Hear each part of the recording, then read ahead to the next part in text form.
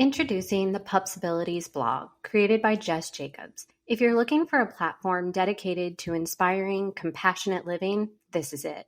The Pupsibilities blog offers practical tips for starting your cruelty-free lifestyle and experimenting with plant-based eating, empowering you to make small, conscious choices that lead to significant changes. Guided by the mantra, "Be kind to animals," the blog addresses challenging issues like animal testing and the daily stresses faced by animal rescues. It's a must-read for anyone passionate about spreading kindness to animals and making the world a better place for them. Join Jess in making a positive impact and supporting incredible organizations. Check out the Pupsibilities blog at pupsibilities.blog and follow her on Instagram at Pupsibilities to be part of this meaningful mission.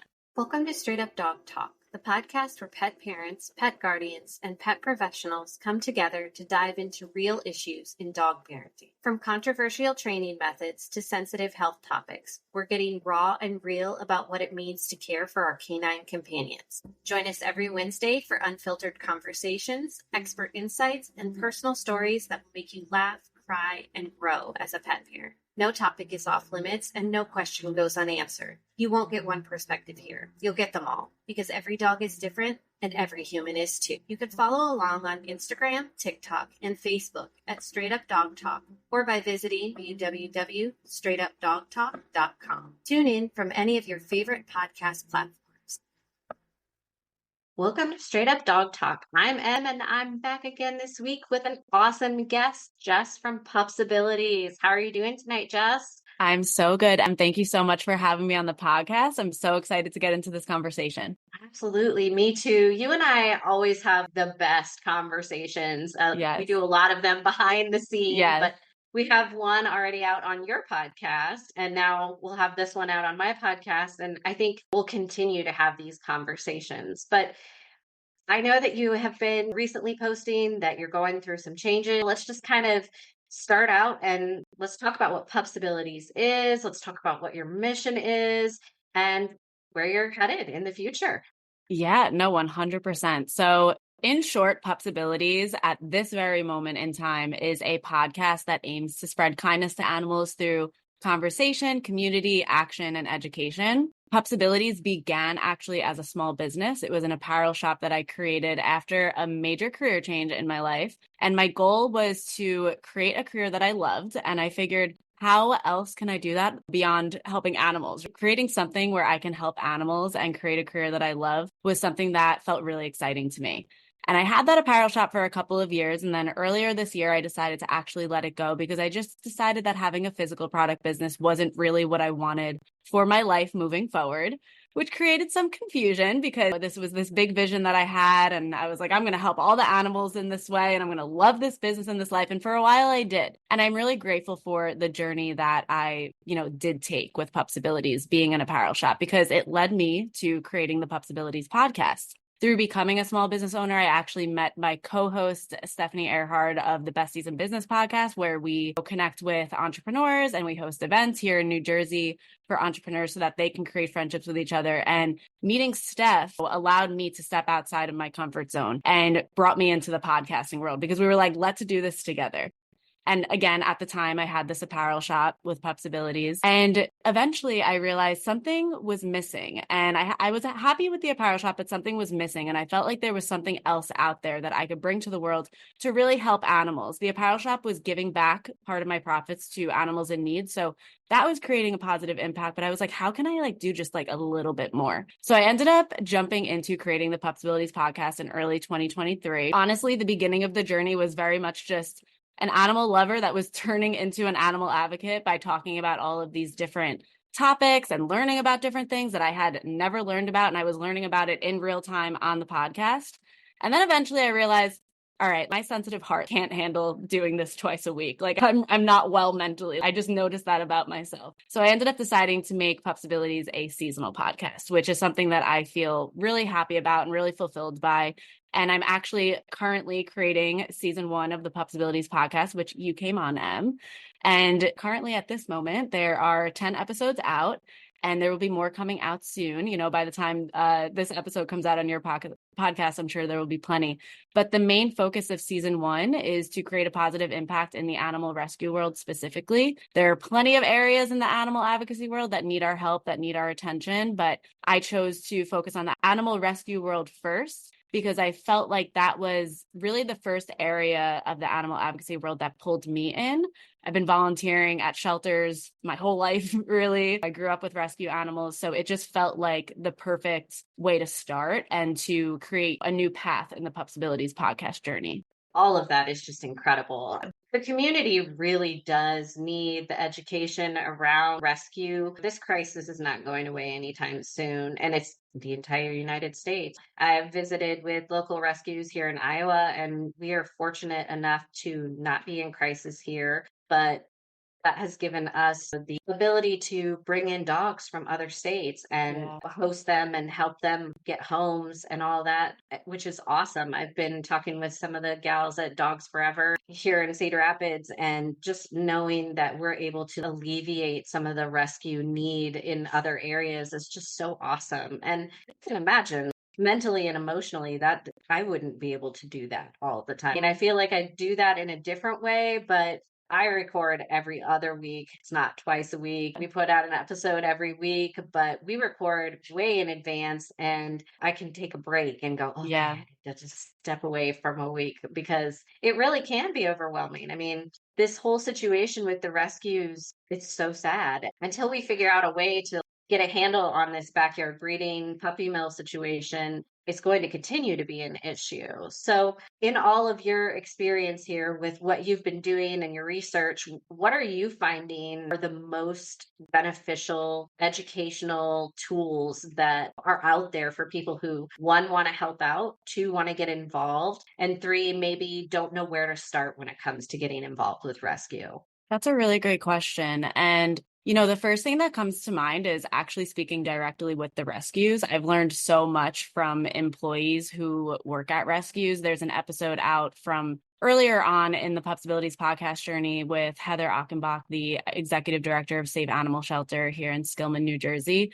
And she just educated me so much on the rescue world and what that experience is like. When I go and volunteer, I ask the employees questions, and I'm just like, what is this actually like? Are you, you know, the numbers, the statistics are telling us that you guys are completely overwhelmed. What is this actually like for you in experience? I like to ask them, how can we support you the most? Other ways that I love to learn is simply going over to Google and just looking up different things. I completely forget what the database was called, but season 1, episode 1, I go through all of the numbers and the statistics of really what is going on in the rescue world right now. And what I read there is 100% reflecting what the employees at Save Animal Shelter specifically are going through. ASPCA has amazing resources. PETA has amazing resources. Really going to specific nonprofits that you trust, and whether it's talking directly with their workers or if it's going to their social media or their website, there's a ton to learn. I've been learning just by connecting with them and really just directly looking at the resources that they're providing. I think that it's great that there's so much information out there. It's so funny you said PETA, and I remember back in the day when I was young, PETA was the really controversial fighting for the rights. And it's so funny now I hear PETA, and it's so much more of a household thing. And everybody knows that it's an organization that supports the community and isn't just like this riled up squad of, people fighting for dogs' rights. And I love that it's become more of a normal thing. I love that people are so much more supportive and understanding that animals deserve rights too, and that we need to advocate in more ways than just in our homes. And we need to advocate for dogs in shelters, cats in shelters, and we need to reach out and advocate for people who are struggling. I mean, that's what this podcast is all about, is just putting that education out there. I'm doing the same thing you are. Some of this stuff that I knew from previous experiences being a vet tech, a lot of this stuff is me learning as I'm advancing my career as a dog trainer. But in general, just to be a better dog parent, there's so many things out there that are so hard to research, even with Google. Like nutrition is the worst to try to navigate by yourself, or even pet loss grief. Those things that people don't necessarily talk about all the time or know where to go for resources. That's why I try to provide this space, because I think that people have so much guilt and so much shame when it comes to a bad experience that they had, or losing a pet, or a run-in with the neighbor's dog, and they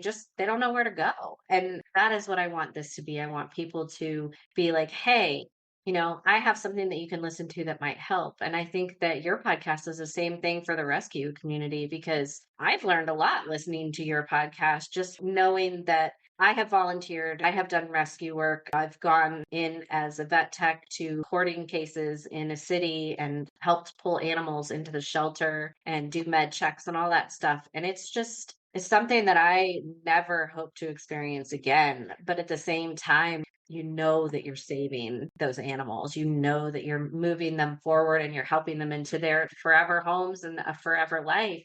But at the same time, I think the reality of a lot of dogs' fates in the shelters right now is not a good fate. And I think that we need to be talking about that. People need to understand that this overbreeding and overpopulating in the shelters, because dogs are getting returned for all kinds of different things, whether it's health problems or behavioral problems, or just them not understanding that a dog needs guidance and training in order for it to function well in our homes with us. And if we don't put that education out there, then we just keep filling up the shelters. I mean, that's just another contributing factor to this whole problem. And I think that being able to go and listen to your podcast and go, okay, I didn't know that. This is really helpful. It really kind of turns some lights on for people. And I think that it's just as awful as it is to talk about, you're doing the work. And I love to see that. Thank you. No, I appreciate it so much. And I always like to say I'm not an expert, right? You are a former vet tech. You come from this world. You know so much more than I do. And there are so many people out there that are trained and educated in a way that I am not. I'm just a regular person that loves animals and went from being an animal lover to being an animal advocate. And it's all about just taking that action that you can, right? I don't believe that every single human on this planet is cut out or wants to be someone that actually works in the animal advocacy world. But we all have this ability to make a difference in any way that we can, right? So both you and I are podcasters, and we're both taking that action in this world to try to create a difference. And our podcasts are different, but like you just said, it's similar, because really we're on this mission to make this world better for them and to advocate for them and to help people as well. And not everybody has to be a podcaster. Not everybody has to be an animal rescue worker. Not everybody has to adopt or foster an animal if it's not right for them, if it's not right for their lifestyle. But we can donate $5 to a rescue. We can donate our time if we can't donate our money. We can call up a rescue and say, hey, what do you guys need? And they'll let you know. We need money, or they'll say, these are the items that we need. Go over to our Amazon wish list. We need help in that way, right? So it's just a matter of recognizing that there's a problem. And for me, when it comes to animals, it just really hits my heart, because they don't have a voice. It's up to us to be their voice. And that's why I believe I really am so passionate about helping animals. They're so unconditionally loving. They're so innocent in my eyes. And being able to take any action that I can to help them in a way that feels good for me, in a way that fits in my lifestyle, in a way that fits my vision for my future, right? Because we do have to be honest about those things. I'm not in a place right now to bring in another dog into my house. I'm not in a place to have a foster animal. That's just the reality of my life right now. But what I can do is I could go volunteer. I can give a $5 donation. I can record this episode. I can make time tonight to have this conversation with you, because someone is going to listen into this and it's going to positively impact them. And then that's going to create a ripple effect that's going to positively impact an animal somewhere, right? So it's about making sure that we do, have that intention, and we do take that action in the ways that we can. 100%. And there's not just one right way. There's so many ways that you can be involved. And whether that's, like you said, in advocacy or donating or buying stuff off of the wish list. And there's so many things, they need people to meal prep. They need people to do laundry. They need people to Right. walk the dogs or change the cat litter. I mean, there's Yep. so many things that you can do. They need people to sit at events in the tents Yep. and hand out flyers and take people's emails. There's so many ways to get involved. And in the dog animal community in general, the biggest problem is that everyone wants to categorize everything. They want to put everything in a box and say, okay, we need to do it this way, and it needs to be this shape and size, and these are the rules, and whatever. But if we are not flexible in this community, if we're not willing to adapt to new situations and help people learn and grow, we're just inhibiting ourselves. We're not helping people if we're scaring people away. The rescue world can feel very daunting, especially right now when you might not see the same dog that you saw 2 weeks ago that was there for 2 months Yes. because they had to euthanize it because there's just not room. Yeah. And that is scary to be emotionally involved in something like that. And I totally can see why some people have to back away from that. And it's kind of the same in the veterinary world. I always tell people, if you do not have a strong stomach,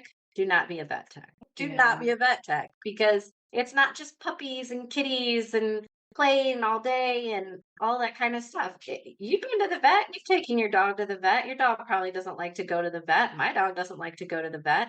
I'm a retired vet tech. My veterinarian lets me hold my dog, so we don't have an issue because we are prepared for these situations. But there are plenty of people that come in who don't prepare their dogs for those situations. I've been bit in the back of the head because of situations like that. So it doesn't matter if it's training or if it's in rescue, whatever category you want to fall into in the community, fall into all of them. Like me, fall into all of them. But just ask for help. It's okay to ask for help. There's nothing shameful about asking for help, and there's nothing shameful about not knowing how to get involved. So I think that getting out there and putting yourself out there is probably the biggest, most hardest hurdle for people in general. What is your advice for that? How do you get over that hurdle? This nervousness, I want to get involved, but I don't know if I can make the jump. What's your advice on that? Yeah. So what's coming to mind for me is I just want to make this point really quick because I feel like it's extremely relevant to that person who might be asking that question. And it's probably because that person is an animal lover and they're sensitive and they're scared to allow themselves to get into this world, right? And the reason is it's easier to close our eyes to it. It's easier to put our blinders up. I literally made a joke to you, Em, before we hit record that I saw one of your podcast titles and I was like, I chose to put the blinders on because I didn't want to let my mind go there today because I want to be in a good mood when I come on this podcast episode, right? Because there are really, really sad things out there and there are really, really difficult things out there in the animal world that exist. And it's really hard to learn about it. It's a really hard pill to swallow. I was the kid that would hear the Sarah McLachlan commercial and I would sprint to the other room. And I'm sure a lot of your listeners are as well. So I get it. And it's really, really easy to put those blinders on, but it's important that we don't. It's important that we choose to take the blinders off. Yes, there are moments you got to put those blinders on because you got to protect your peace and your energy and you have other responsibilities, but it's important that we're all intentional about taking those blinders down and allowing ourselves to open up our eyes, because while it's hard for us to acknowledge it, while the feelings that come up are really difficult, there are actual animals behind these stories. There are actual animals behind these statistics and these things that we're talking about and learning about. So I just kind of want to make that point because I want you to know that I get you if that is you. Like literally, I was you 2 hours ago when I saw the title of Em's podcast episode. But it's so important that we put ourselves out there and make sure that we are learning. And there's something that I always like to go to. It's something that I kind of created through this process of being an animal advocate. And I believe that there's 3 steps to it. The first step is educating yourself. The second one is making sure that you feel your feelings, because if you don't feel your feelings, that doesn't serve anybody. It doesn't serve the animals. And then making sure that you take action. And specifically with the education piece, I would say a great place to learn our podcasts, either one of them, because, we're doing the hard work of having these conversations and we're doing the hard work of looking these things up and all of the education and training and experience that you've had as a vet tech and all the things you've done, then you're bringing that to your podcast. And I think that listening to podcasts is such an amazing way to learn, especially when you do trust the people hosting them, because it's an easier way to take in information that isn't easy to take in. I think that it's a great place to start, and then make sure that from what you learn in those podcast episodes, you continue beyond that, right? We don't want to just stop there. We want to make sure that we're continuing beyond that as well. 100% agree with you. I think that's the best thing about podcasts is that, like, some of the stuff maybe we released in the earlier episodes, we've now learned is different, or it has evolved, or it has changed, or I know more about training service dogs, and that is the best part about having a podcast, because it can grow with you and it can evolve. And if you start at the very beginning and follow all the way to the end, then you're learning at the same rate that we're learning, which is Yes. awesome. It's so awesome. And it's such a fun way to share ourselves with the community and give them a little bit more insight, because I think that as a small business owner, people don't think about what happens behind the scenes. People don't think about how I have to post 8 posts a week, 3 to my training account, 5 to the podcast account, and then stories, 6 stories on account every single day. So now we're 12 stories times 5 days a week. That's a lot. Yeah. And you have to write the scripts for the podcast episode details, and just there's so many things that go into it. I think that people don't think about those things. And that's the same thing with shelters. Like you said, there's all of these cats and dogs that are in the shelters. There are actual animals behind the statistics. And I think for a lot of people, it is very easy to just put those blinders on, pretend like they don't see the problem, and, just ignore it. But like you said, $5, $2. There was a group the other day that was rescued a dog, and it was hand over rovers. The dog had its intestines in a hernia outside of its rear end, and it was just awful. And I think I had $3.75 in my Venmo account, and I sent it to her because that's what I had.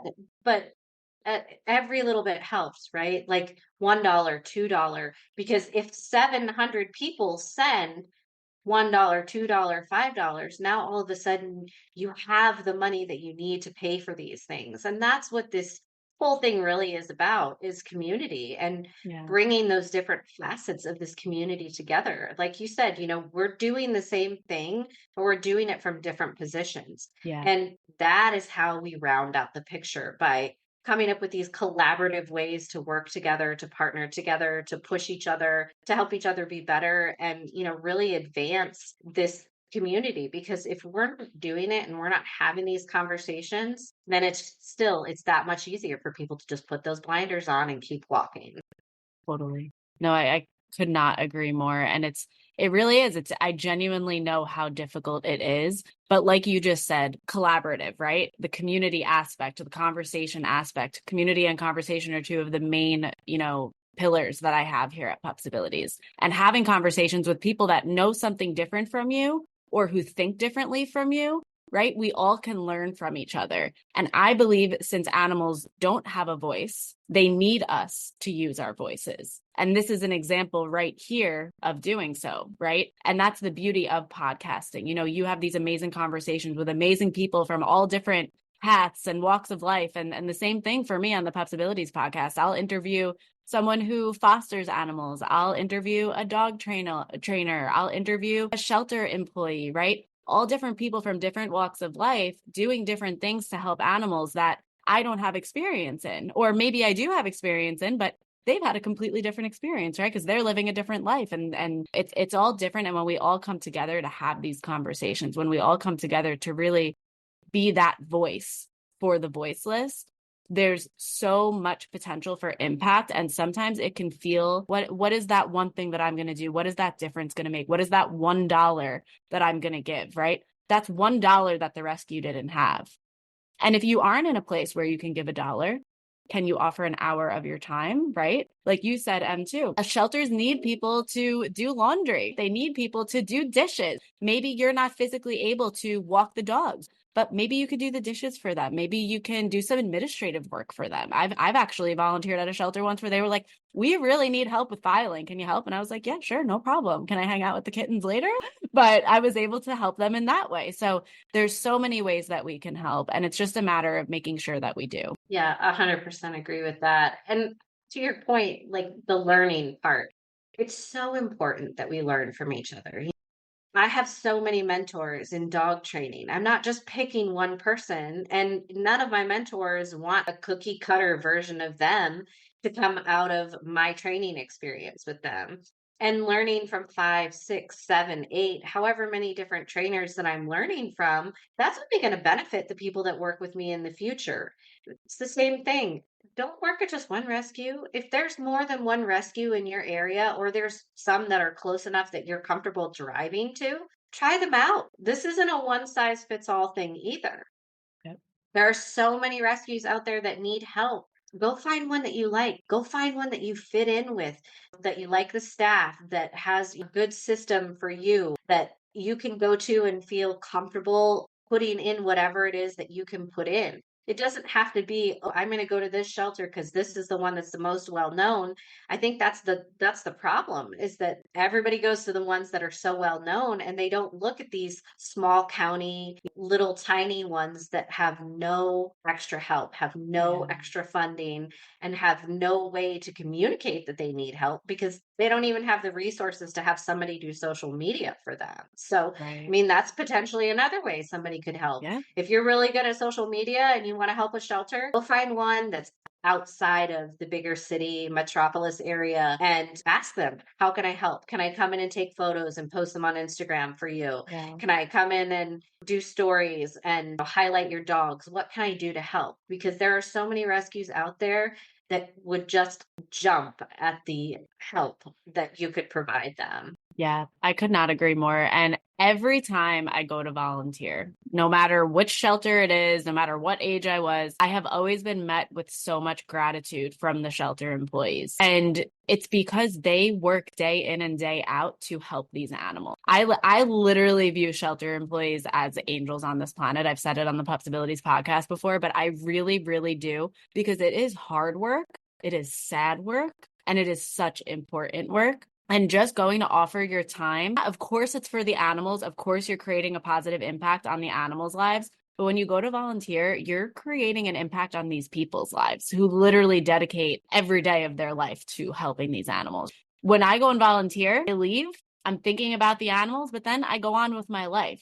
These shelter employees, they are doing this day in and day out. And like I said, it is such important work, and being able to offer that helping hand to them and being able to take a little bit off of their plate, it really does go a long way. I remember the last time I volunteered, one of the employees was like, oh my God, because you were here, you were able to help with walking the dogs, and I was able to get this done and that done. Tomorrow is going to be so much easier for me. So you don't realize the impact that literally offering a couple hours of your time can really, really bring, not only to animals, but to other people's lives. And I think that's a really important aspect of all of this community too, is that we are humans and there are other humans that are involved. And if we could just be kind to each other, and if we could just extend a helping hand, if you see somebody walking down the street and they're struggling with their dog, maybe take a walk the next day without your dog and ask them, hey, are you struggling with this? Do you need resources for this? How can Yeah. I help you? I see that this is a problem. I would love for you to feel better about your walks with your dog. Tell me a little bit about the situation.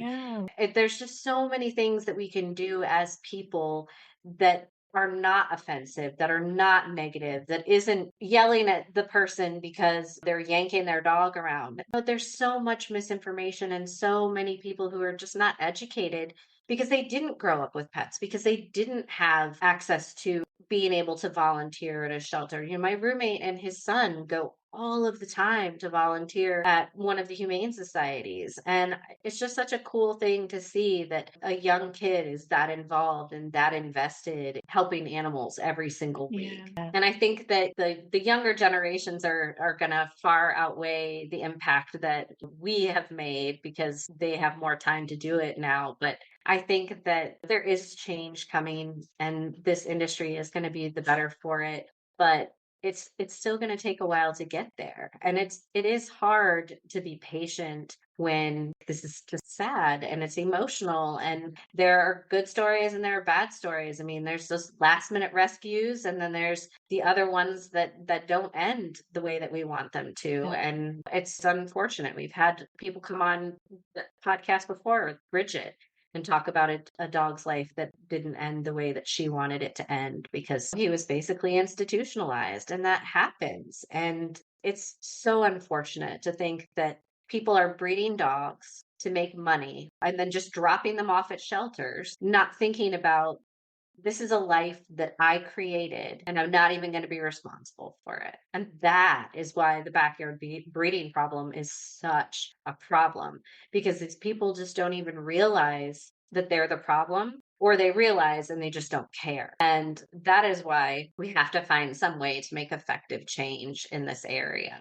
So, on that note, what do you think are some ways that we can try to educate the public to make effective change when it comes to things like backyard breeding and puppy mills? Yeah, well, learning your episode with Ashley from Flag the Breeders, right? Yeah. Yeah. That was She's an got my back. Yeah, love it. Can't wait to listen. That was an absolutely amazing episode, and I learned so much from that, honestly. So really, to me, it might sound kind of like a simple answer, but it's about learning from each other. I really feel like that's kind of the theme of this conversation is collaboration and being kind to each other, because there's so much to learn. There's so much to learn from each other, right? I said before, I'm not an expert in any way. I'm just someone who's trying to learn, trying to get some messages out, and trying to bring awareness in every way that I can. And I think that really at the end of the day, when it comes to topics like that are really difficult, it's about listening to that episode that I just brought up. And again, like I said earlier, talking to people that work in the shelter system, because they're the ones that like really know their stuff as well, because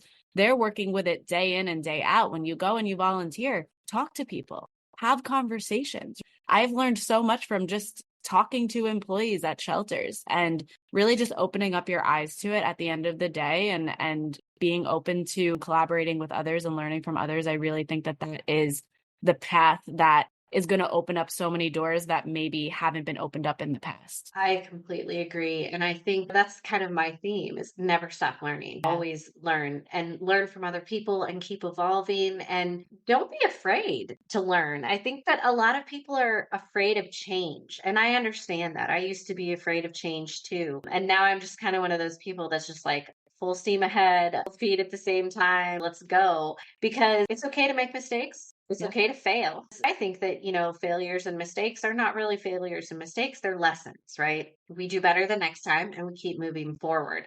And if we don't make mistakes, then we don't learn lessons the way that we would have learned them had we just sailed right through the experience. Yeah. Sometimes, having that negative, gut wrenching feeling to an experience makes it that much more impactful on your life and the other people's lives who are involved, because you take that with you and it's something you carry with you, and it makes part of your character that helps you in the future go, you know what?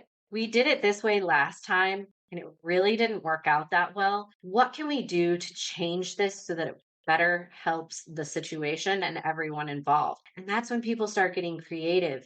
And that's when innovative things happen. And that's when stuff like creating a podcast happens, because you met somebody on Instagram that inspired you to create a second podcast and coach other people and help other people in a way that I think a lot of people really need right now. So I think that it's amazing that you have found such an incredible way to give yourself an outlet to support animals, to support people, and just really invest in yourself, because I don't think a lot of us get to do that as much as we want to. And I really, really admire you for just saying, you know what? Because you were chiropractic before, Yeah. right? Yep. Yeah. So you went completely like from over in this personal people medical situation to being like, you know what?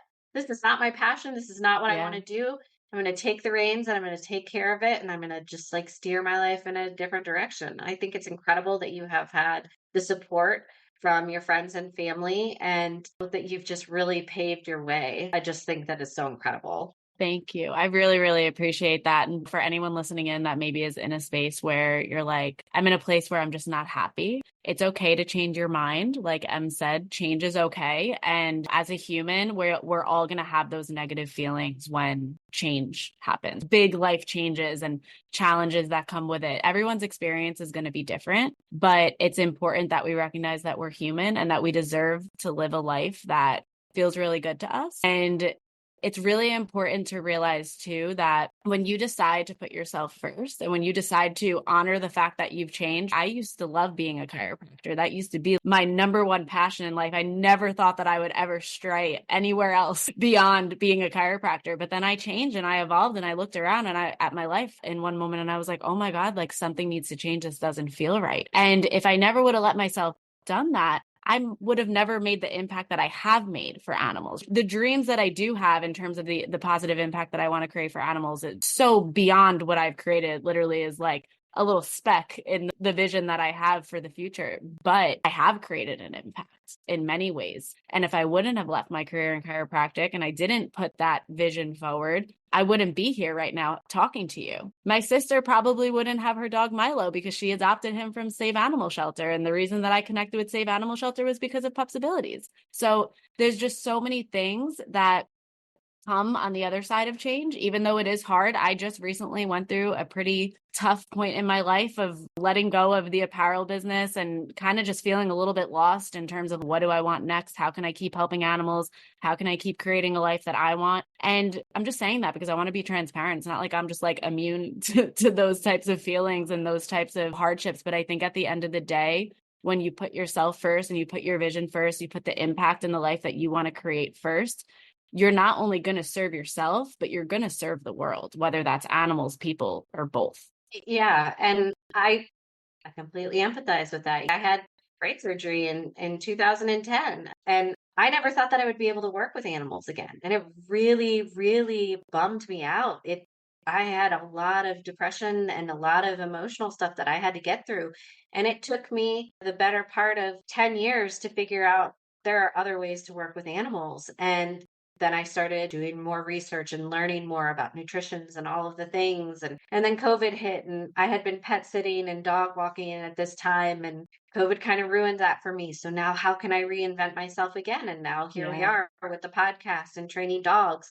You really have to follow your heart, and you really have to believe in yourself. Even when people say you're crazy, don't do that, that's not the right thing to do, but they don't know because they're not you. And like I said, well, if it doesn't work, or if you have to pivot and you have to change, like you got rid of the apparel, which I have one of your t-shirts. I'm one of the lucky few that got some in towards the end there, but you just have to remember that it doesn't matter if it's one person or if it's 100 people, as long as those listens rack up and the views rack up. And maybe you don't get a bunch of likes, and maybe you don't get a bunch of followers, and maybe you don't get a bunch of views, but the people who are watching and the people who come back, you have impacted those people. You have helped those people, and you have informed those people in a way that makes them want to continue coming back.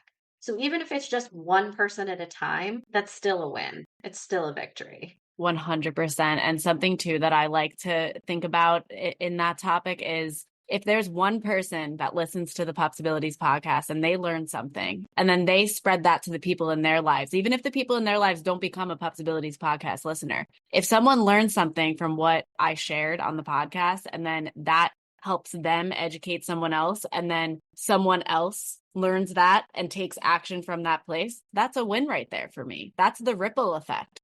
That's the recognizing that when you step up, there's so much potential. There's limitless potential for the impact that can be created beyond the action that you took. Exactly. And like you said, it's the ripple effect. You throw the stone in and it creates many ripples, Yes. and it just goes out. This podcast episode, who knows how many people will listen to it, and who knows how many different countries it'll be listened to. And that's the thing that I think is really cool, is that we're not just touching lives here in New Jersey and in Iowa. We're touching lives all around the world. And to know that every country has different rules when it comes to pets, and every country has different struggles when it comes to pets. I mean, there are countries that don't even have an issue with rescues and stuff like that because that's just built more into the framework of their government system, and they don't have those issues. There are countries that treat animals better than we treat them. I mean, if you guys want to know some interesting stuff about how other countries treat their animals, Google Sweden. Google rules about